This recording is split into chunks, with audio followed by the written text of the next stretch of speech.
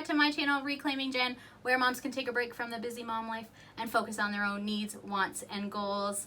On my channel, I talk about online teaching and how I can help you start teaching from home too. You can work from home even if you're not a teacher, even if you don't have a degree, and even if you have a foreign accent and you have been turned down by VIPKid or whichever companies because you have an accent that is not American or Canadian. I can help you. So please reach out.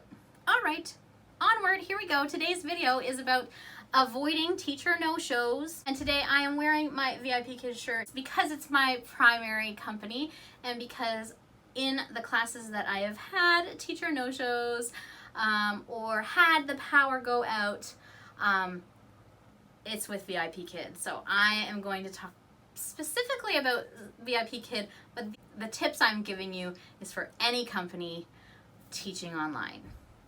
All right, if you're wondering what a teacher no-show is, a teacher no-show is when you have not logged into the classroom yet and your class starts and you have not been into the classroom yet. That is when you get a teacher no-show. Now, if you have entered the classroom and then your power goes off even before the student arrives, that is usually when you will get a teacher IT, which is way better than getting a teacher no-show. That's not how it's happened for me. Usually my teacher no-shows, I think I've had 2 or 3, probably 3 teacher no-shows. It has been because my computer has taken too long to wake up in the morning. So now I have a rule that I need to start my computer 10 minutes before class, at least. So that is my recommendation. Make sure you're giving your computer enough time to wake up for your first class. Now, for VIPKid, you can teach on a laptop, computer, or iPad.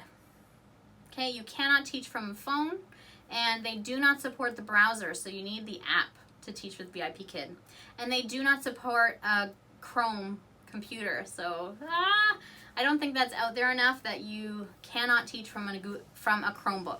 You need something other than a Chromebook to teach on, okay? Or if you're looking to get a new computer, don't let it be a Chromebook because you'll need to be sending that back and getting something different. Okay, but moving on.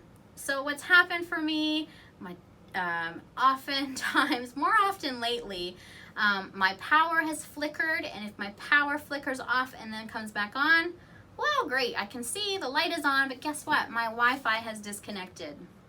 So one of the things that I need to invest in is a power surge protector. I don't actually know the terms right now. I have it in my phone, which I'm recording on, what this thing actually is, but it plugs into, I believe you plug your Wi-Fi into it, and then it has a battery backup that will allow the Wi-Fi to stay connected so that it doesn't interrupt your class. Luckily, when that power surge does happen and it just flickers off and then back on, the Wi-Fi takes maybe 2 minutes to click back on, and then I can get back into the class. Maybe 3 minutes, maybe 4 minutes, depending. So that was the first thing, is something that I am looking into right now. Maybe it's not something you need right away, but I find that my power company is becoming a little less reliable. And even if the power is not going out, it can be the Wi-Fi that's going out. So these are things to consider. The power surge will not help your Wi-Fi if it is out, but it will help your Wi-Fi stay on if your power goes out for a little bit. So something to look into. I will link something in the description when I find something that I think will be the solution to the problem that I'm having, which is when my power flickers. But the things that you need right out of the gate, I know everyone thinks it's not going to happen to me. Well, it does. It does happen. The teacher no-show happens. The, oh my goodness, my computer's not going to be ready on time. I'm going to be late for my class. $10, right? It's $10 with VIPKid if you are late for your class. You pay that. You don't get paid for the class, and it dings your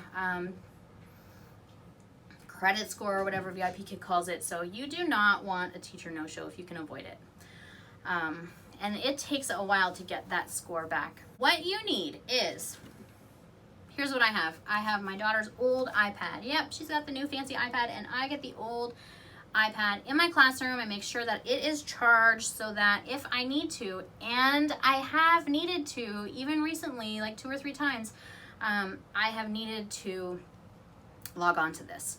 Whether it's because my computer restarted, just reasons. Basically because the computer is not ready in time. So I have the app installed on here.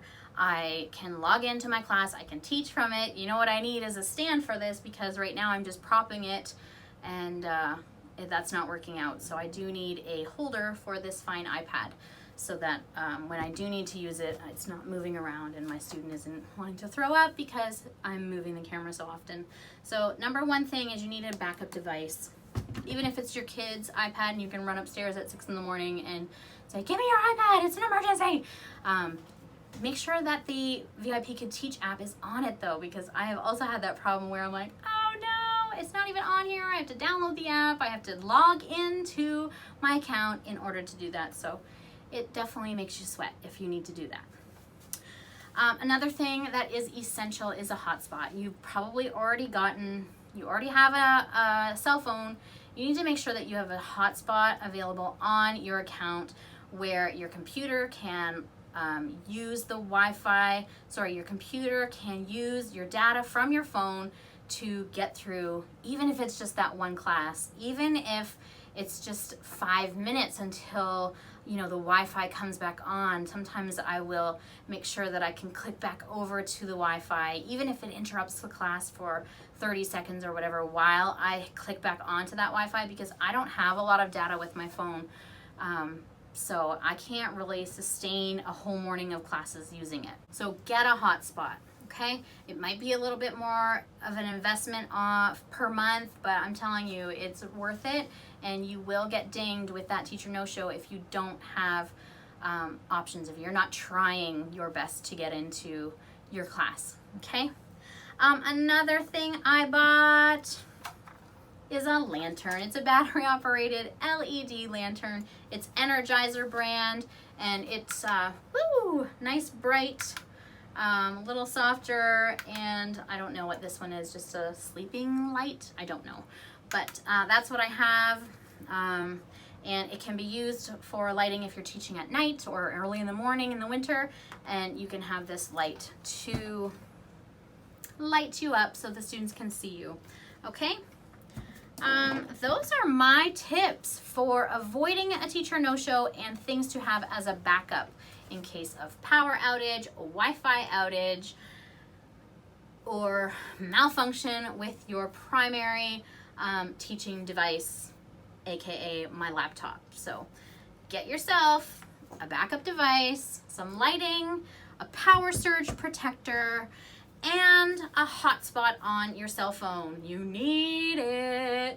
And somehow our cell phone company offered my husband's phone like 6 gigs of data, and I only get 2.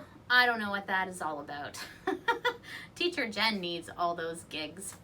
Anyway, I hope you enjoyed this video. I hope you found it useful. Let me know what the best tip was down below in the comments, and don't forget to subscribe before this video ends, and I will see you next time. Goodbye, teacher friends.